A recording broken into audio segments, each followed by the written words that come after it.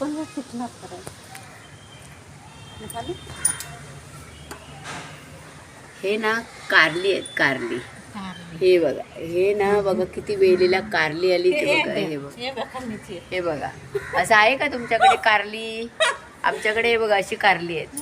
दिसली? हे बघ, दिसत आहेत कारली.